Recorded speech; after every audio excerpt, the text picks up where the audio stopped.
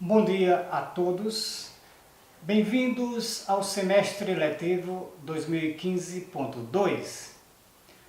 Vou conduzir vocês numa longa e fascinante jornada ao mundo dos seres invisíveis.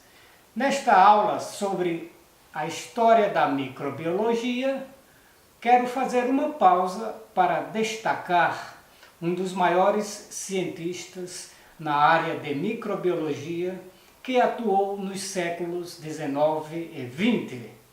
Seu nome, Martinus Beijerinck, cujas feições tentei retratar nesta minha última produção. Ele foi botânico e microbiologista. Nasceu em 1851 em Amsterdã e faleceu em 1931 em Gorsel, na Holanda. Foi professor na Universidade de Delft, na Holanda, iniciando seus estudos na área de microbiologia de forma um tanto quanto acidental, por meio do estudo das plantas. Quando estudava as plantas, ele percebeu a presença de muitos organismos microscópicos nas raízes e em outras partes da planta, não é? Ficando então fascinado e se aprofundando principalmente nesta área de microbiologia. Entre outras realizações, isolou os agentes da fixação simbiótica do nitrogênio em 1888, não é? E também os agentes da fixação assimbiótica, isto em 1901. Isolou também muitas bactérias que são consideradas redutoras do enxofre. Suas pesquisas sobre fixação biológica do nitrogênio ajudaram a elucidar o processo através do qual o nitrogênio atmosférico é combinado com outros elementos, tornando este elemento, né, no caso o nitrogênio, disponível para plantas, animais e outros micro-organismos. Ele também isolou bactérias redutoras de sulfato, demonstrando de forma definitiva a importância desses micro-organismos na ciclagem de enxofre em solos e em sedimentos. Todas essas reações formam a base de importantes transformações e movimentos dos elementos nos ecossistemas edáficos, contribuindo de forma altamente significativa para a formação da fertilidade do solo. Os trabalhos de Beijerinck contribuíram grandemente, não é, para o nosso entendimento sobre o papel dos micro-organismos na ciclagem biogeoquímica dos nutrientes e as funções críticas desses organismos nas transformações dos elementos em escala global. Juntamente com o trabalho do seu contemporâneo, o microbiologista russo Sergei Vinogradsky, os estudos de Beijerinck mostraram que reações mediadas por micro-organismos são essenciais para a manutenção da qualidade ambiental e cruciais para suportar a vida no planeta Terra como nós conhecemos, não é? A partir da técnica de culturas de enriquecimento, Beijerinck isolou as primeiras culturas puras de muitos micro-organismos aquáticos e do solo, incluindo aquelas bactérias redutoras de sulfato e oxidantes do enxofre e também bactérias fixadoras do N2 atmosférico presentes em nódulos radiculares de plantas leguminosas, não é? Também isolou espécies de lactobacilos, algas verdes, várias bactérias anaeróbicas envolvidas nos ciclos biogeoquímicos de vários elementos e muitos outros micro-organismos importantes. Em seu laboratório, utilizando esta técnica da cultura enriquecida, não é? Ele isolou e descreveu o micro-organismo que ele denominou Spirillum desulfuricans, que hoje é conhecido como Desulfovibrium desulfuricans, a primeira bactéria redutora de sulfato na história da microbiologia. Inclusive, devido a essas realizações, a esses isolamentos dessas bactérias que eu acabei de falar, todos os especialistas, os historiadores da ciência, consideram que esta foi uma das maiores contribuições do Bajerink para o avanço da microbiologia, ou seja, a formulação definitiva do meio de cultura enriquecida, né, por meio da coleta de amostras em condições naturais. Ele então manipulava o meio de cultura pelo ajuste dos teores de nutrientes e das condições de incubação, como temperatura e pressão, e umidade e outras condições ambientes. Então, essa técnica de cultura enriquecida foi uma das maiores contribuições, não é, de Bajerink para o avanço dos conhecimentos e das técnicas laboratoriais em microbiologia. Em seus estudos sobre a doença do mosaico do tabaco, o Bajerink demonstrou, utilizando técnicas de filtração seletiva, né, que o agente infeccioso dessa doença era menor do que uma simples bactéria e que, de alguma forma, ele se incorporava às células da planta hospedeira viva. Né? Estes estudos são conhecidos ou reconhecidos como sendo os pioneiros na descoberta dos vírus, dando início à virologia, um importante ramo da microbiologia. Desta forma, é aceito por toda a comunidade científica que Martinus Bajerink é verdadeiramente o pai da moderna virologia.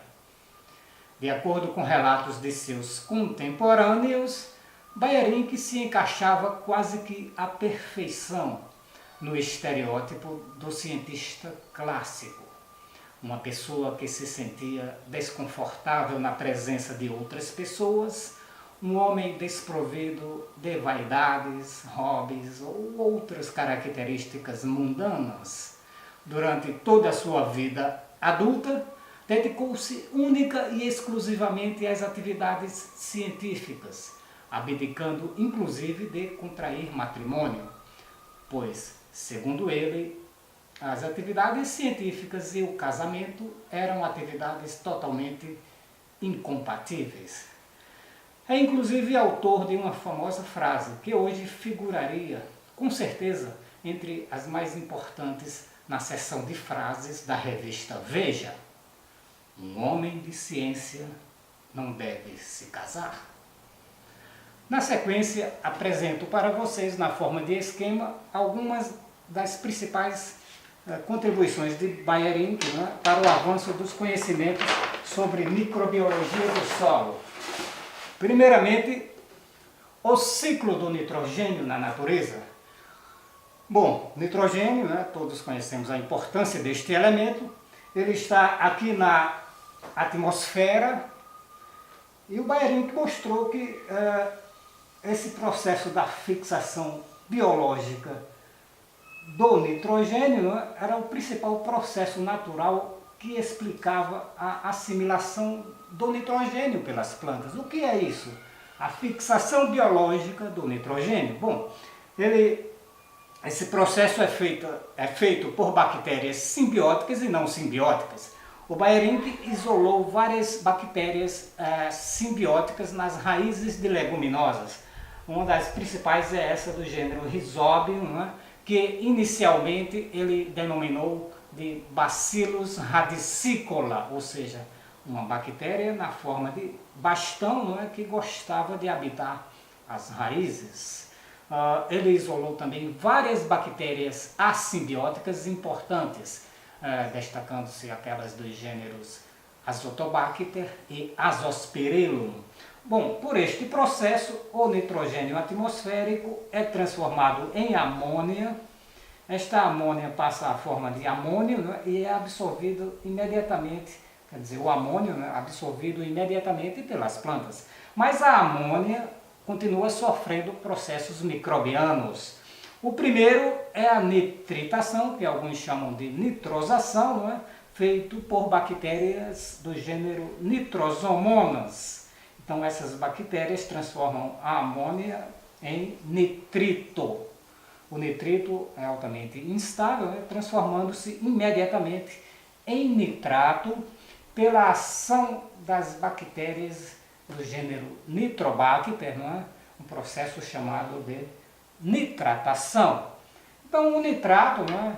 Juntamente com o amônio, eles são absorvidos pelos produtores, no caso as plantas superiores.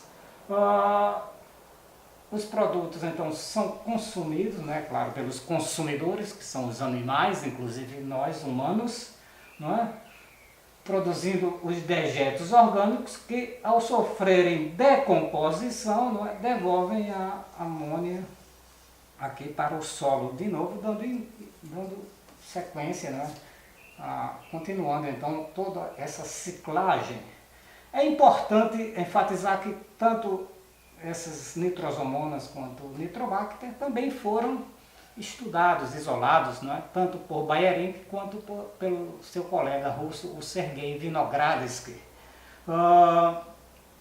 O nitrato, então, além de ser absorvido, ele sofre esse importante processo da desnitrificação, não é? Feito por bactérias Pseudomonas desnitrificans.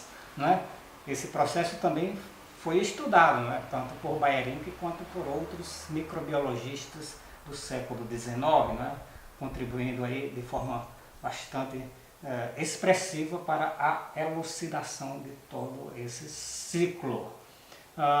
Para termos uma ideia da dimensão dessas descobertas, basta lembrarmos dos famosos inoculantes com bactérias fixadoras de nitrogênio, utilizados na agricultura mundial de forma bastante expressiva, não é?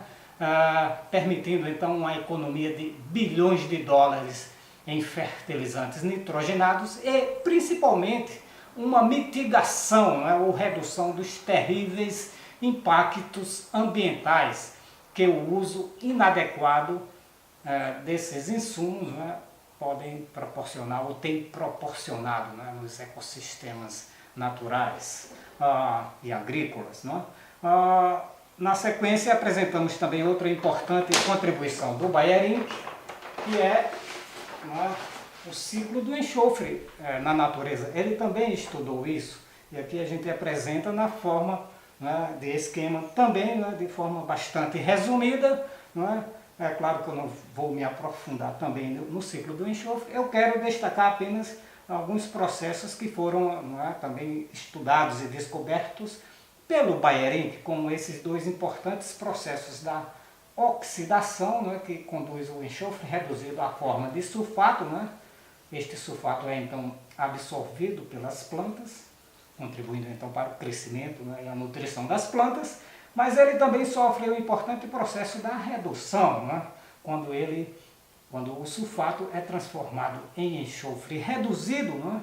E este enxofre pode partir de volta para a atmosfera. Isto é feito, como a gente já comentou, pelas bactérias Desulfovibrium desulfurincans, que foram aí também isoladas, né, e descobertas pelo Bajerink. Inclusive, isto é um marco aí na sua trajetória científica, é o isolamento desta bactéria, né, contribuindo significativamente para o entendimento, né, deste ciclo na natureza. Inclusive, não é exagero, não é, mencionar que sem esses estudos do Bajerink e de seus colegas, não é, o perfeito entendimento deste ciclo e de outros não teria sido atingido, não é? Bem como, inclusive, o uso racional de produtos contendo enxofre, como é o caso dos fertilizantes agrícolas. Bom, era isto que eu tinha para dizer, não é? Agora voltemos às nossas atividades normais, com a apresentação de novos slides no PowerPoint. Não é? Obrigado pela atenção e tenham todos um bom dia.